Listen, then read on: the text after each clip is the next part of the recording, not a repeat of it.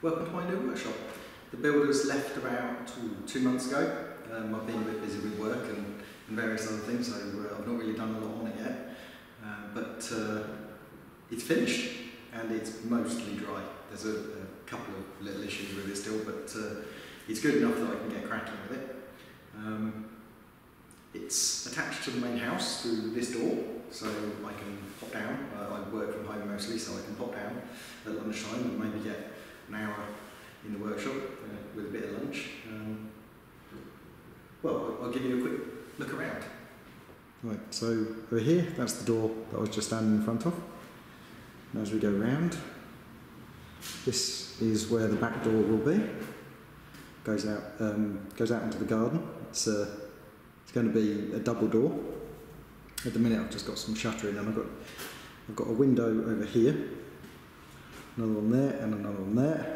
This one's just a window I salvaged from the old extension that was here, and it happened to fit with a little bit of modification, so I thought I'd just put it in and get some light in here for now.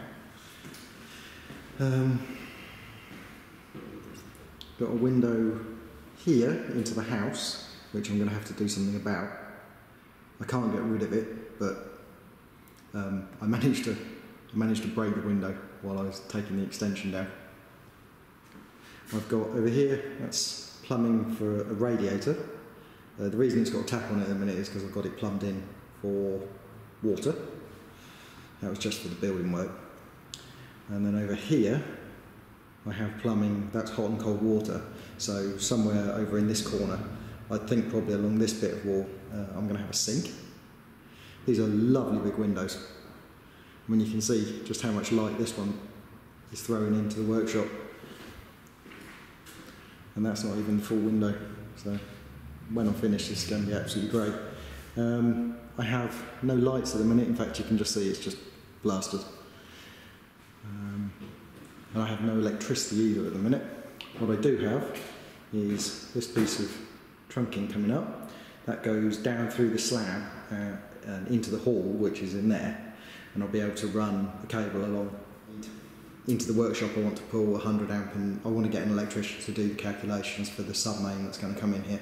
I've got down in the cellar, you can just hear, that's the entrance to the cellar, and along that way, about 6 metres that way, I've got a 3-phase incomer, and I don't know yet whether to pull 3-phase into here or whether to just pull in a single phase. I've got the house on one phase, so maybe I'll pull in a different phase, get sort of, I don't know, a good amount of power into here.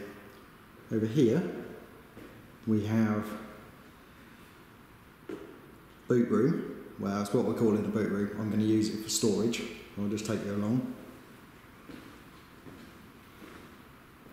So that goes outside to the street, and then you can see here there's an alcove. Just in there is an alcove, floor to ceiling. I've had this whole boot room made fireproof, or at least mostly fireproof. This bit of the wall is stud work, but the inside is lined with a double thickness of fireproof plasterboard, and that's a fire door. And then this bit of wall is solid block work, and the bit sticking out here is holding up the, sorry about that, the wind's blowing the window. This bit here is the old chimney brass that was there, which is holding up the corner of the house, so I can't get rid of that. In terms of problems, there's a couple.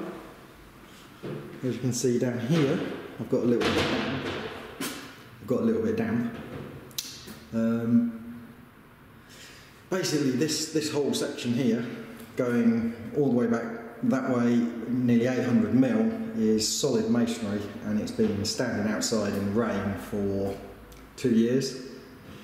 So although there's still damp there, I'm inclined to believe it's just damp coming out of the brickwork that was effectively outside and unheated. Similarly here, there's some damp as well, but again, this whole section of wall down here was all external before, and there's a drain up there that was flooding down and flooding the ground around here.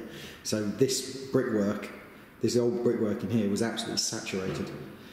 This certainly seems to be drying out.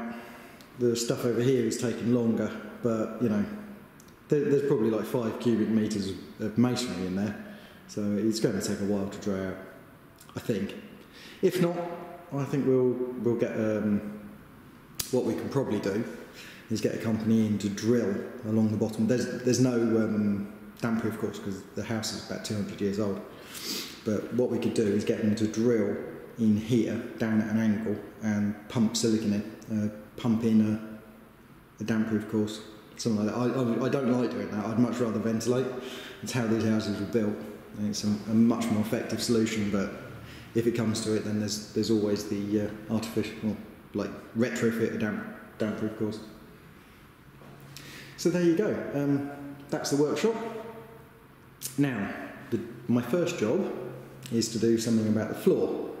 So the floor is 150mm of double steel reinforced concrete, and it's absolutely rock solid. There's a layer of insulation, about 100mm of insulation underneath it, and I've had a double layer of DPC, so there's a layer of DPC under the insulation and a layer above it. And the reason I've done that is so that I can drill down into the floor to bolt down any equipment that I want to use without any danger of penetrating the damp-proof membrane. Now 150mm, I'm not going to be sinking a bolt that deep, but you know, it didn't hurt. It's like 20 quid for the damp-proof membrane. So yes, anyway, so the floor, normally with a concrete floor you would pump this bit of concrete in, and then you'd have a screed, maybe 70mm of screed laid over the top. But because of, you can see over here, this door is very tight to the floor already, so there really wasn't any space to put in a screed. So what I got the builders to do, the idea initially was to pump this concrete in and then power float it, which power floats like an upside down helicopter type machine. Yeah, my impression of a power float there.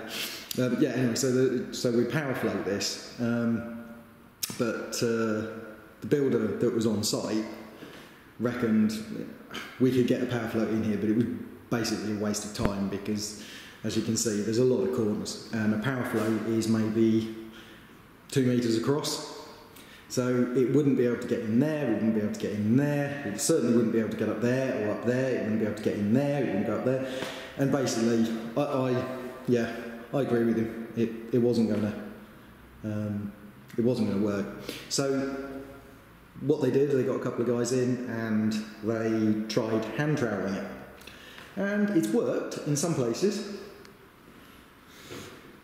So here, it's very tightly consolidated. This concrete here, lovely and smooth, you'd never get any dust up off it. But this concrete over here, which they probably troweled first, you can see, is quite porous still. And that sort of concrete surface, that's just going to cause dust. I mean, I can feel sand coming up off that already. So that's not going to work. If they could have got all of the floor as good as that, or like over here we've got another good patch, really good patch. If the whole of the floor could have been that good, then I wouldn't have needed to put a finish on it, but as it stands, I need to put a finish down. And I've already bought some garage floor paint. But before I can put the garage floor the garage floor paint down, I need to make sure there's a key, because this section here, that is practically glass smooth, and if I try and put paint on that, it's just going to peel up. So today what I'm going to do is acid etch the floor, and what that will do is it'll break through this very hard layer, and it will give it a rougher finish, which the paint will be able to adhere to better, and then 2 coats of paint, and I think we're good to go. Until I get the paint down, of course, I can't really move into a new workshop, so I've got a good incentive to get this done. Thanks for watching. Subscribe for more workshop videos, and don't forget to share and like. If you have any thoughts or suggestions, please leave a comment below. Bye till next time.